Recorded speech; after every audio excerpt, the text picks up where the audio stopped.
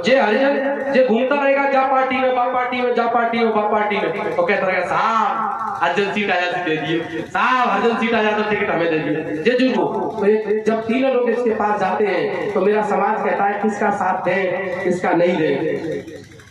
तो साहब कहते थे बदमाश जाएगा बदमाशी की जुगाड़ में, ये जब तक नौकरी में रहेगा कोई काम नहीं करेगा, और जैसे ही नौकरी से रिटायर हो गया तो ये अम्बेडकर महासभा, फुले महासभा ऐसा संगठन बनाएगा और उसका राष्ट्रीय अध्यक्ष खुद बनेगा, साले को उपाध्यक्ष बनाएगा, बीवी को कोषाध्यक्ष बनाएगा, घर घर में संगठन चलाएगा। और जे हरिजन जे घूमता रहेगा जा पार्टी में बा पार्टी में जा पार्टी में बा पार्टी में, तो कहता रहेगा साहब हरिजन सीट आया तो दे दिए, साहब हरिजन सीट आया तो टिकट हमें दे दिए। जे जो जुगाड़ में जाता है बोले जे टिकट मिल जाएगा तो वोट कौन देगा, बोले वोट तो समाज ही देगा, तो जे टिकट भी जुगाड़ में जाता है। जे क्यों जाते हैं, जे कर्ज चुकाने जाते हैं। ये जो कर्मचारी अधिकारी आज हमारे साथ खड़े हुए हैं जो आज साथ दे रहे हैं, लोग कहते हैं कर्मचारियों ने धोखा दिया, ये बात सच है कि पढ़े लिखे कुछ लोगों ने धोखा दिया, लेकिन जब जब ये आंदोलन चला है, जब जब इतिहास बदला है, तो इन पढ़े लिखे कर्मचारियों की दम पर ही बदला है।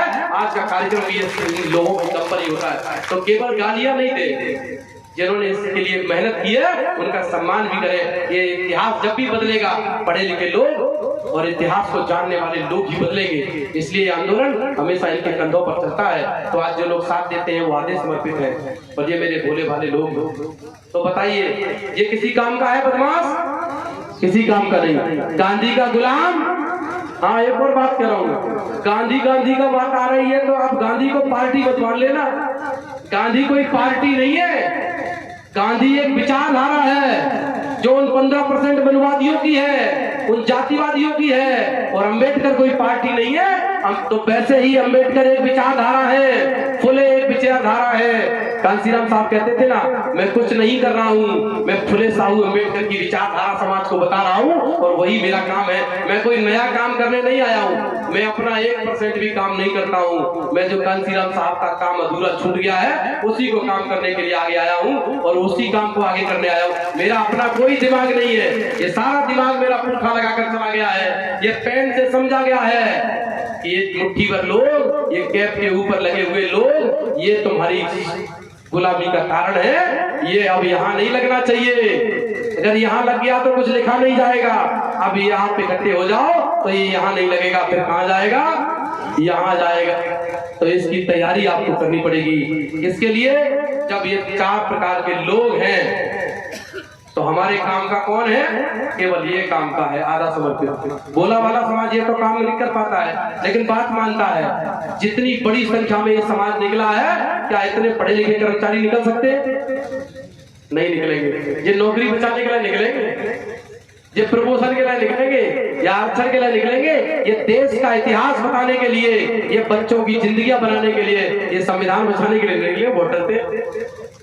तो ये भोले भाले लोगों के पास जाते हैं तो कांसीराम साहब कहते हैं कि इनमें से आधे लोगों से काम बनने वाला नहीं है। 5वें प्रकार के लोग चाहिए। तो 5वें प्रकार के लोगों का नाम बताते हैं। पूर्ण समर्पित अम्बेडकरवादी, वो लोग जो अपनी पूरी जिंदगी समाज के लिए समर्पित कर दे, बोले उन लोगों से काम बनने वाला है, उनके बिना काम बनने वाला नहीं है। तो कांसीराम साहब को जब ये बात समझ में आई, 1934 में उनका जन्म हुआ, और 1964 में DRDO में वैज्ञानिक थे। वो पूरे देश में घूमे, जब नौकरी उनकी छोड़ दी उन्होंने, पूरे देश में घूमने लगे। क्यों?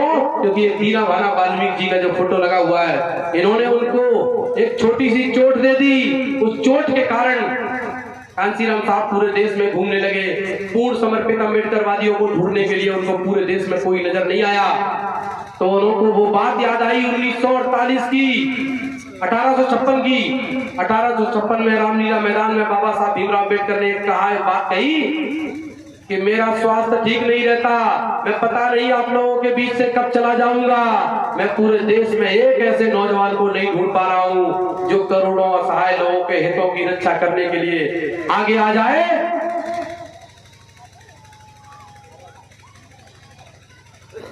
जो अपनी जिंदगी समाज के लिए समर्पित कर दे, जिससे मैं चैन से मर सकूं। बाबा साहब जिंदगी चैन से जिए नहीं जिए, और मरे तब भी कैसे मर गए? बेचैन होकर। क्यों मर गए? क्योंकि उनको पूरे देश में कोई एक नौजवान नजर नहीं आया जो ये कहता कि बाबा साहब आज से मैं अपनी पूरी जिंदगी समाज के लिए लगाता हूँ, मैं आपके साथ जाता हूँ। ऐसा कोई व्यक्ति नजर नहीं आया। तो कांसीराम साहब ने कहा कि जब बाबा साहब जैसे विद्वान को नहीं मिला तो मुझे भी मिलने वाला नहीं है। इसलिए कांसीराम साहब ने संकल्प लिया और 5 कसमें खाई। पहली कसम खाई कि आज के बाद नौकरी नहीं करूंगा। दूसरी कसम खाई कि कभी घर नहीं जाऊंगा। तीसरी कसम खाई कि अपने नाम कोई चलाचल संपत्ति नहीं करूंगा। चौथी कसम खाई कि मैं जो मिशन चलाऊंगा उसमें कभी अपने परिवार के किसी भी व्यक्ति को शामिल नहीं करूंगा, किसी को पदाधिकारी नहीं बनाऊंगा, किसी को उत्तराधिकारी नहीं बनाऊंगा। और 5वीं कसम खाई कि पूरी जिंदगी SC ST OBC समाज के, इस बहुजन समाज के लोगों को इकट्ठा करने में, इनके बीच में भाईचारा पैदा करने में और इनको देश का हुक्मरान बनाने में लगाऊंगा।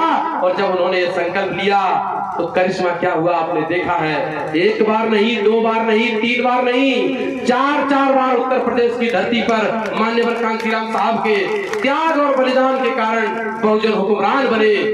लेकिन उन मनुवादियों ने उस आंदोलन में ऐसी घुसपैठ करी, ऐसी घुसपैठ की कि अंदर ही अंदर उस आंदोलन को खोखला कर दिया।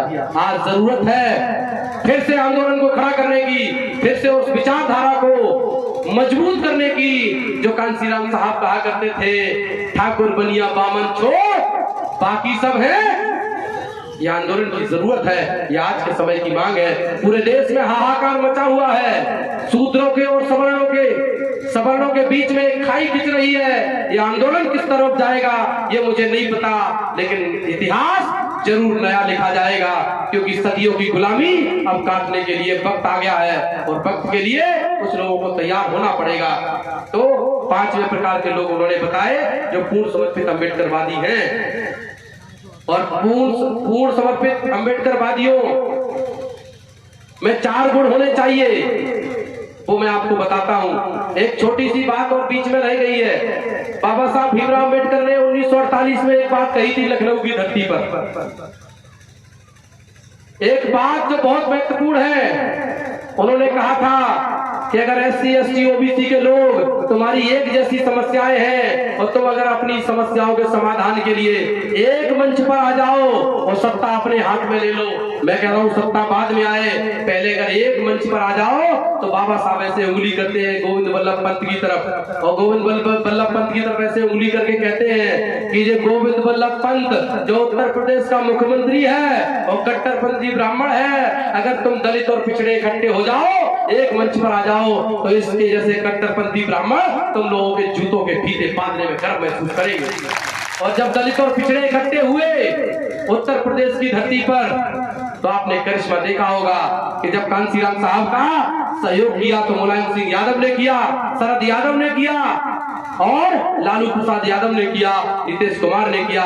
इस कारण से OBC का मंडल कमीशन लागू हुआ। मैं धन्यवाद करता हूं उन लोगों का कि उन्होंने कांसीराम साहब का साथ देकर इस OBC समाज के लिए मंडल कमीशन लागू करवाया। और जब ये भाईचारा बना तो बड़े बड़े तिलकधारी, बड़े बड़े एंटीनाधारी और बड़े बड़े पेट वाले जब जब शपथ समारोह हुआ तो वो पहले कांसीराम साहब के पांव छूते, फिर बहन जी के पांव छूते, तब जाकर शपथ लेते थे। बड़े बड़े चुटियाधारी, बड़े बड़े एंटीनाधारी आपके इकट्ठा होने से, लेकिन उन्होंने घुसपैठ करके इस आंदोलन को बर्बाद किया। अब हमको इस आंदोलन को दोबारा बचाने की जरूरत है। कैसे बचेगा?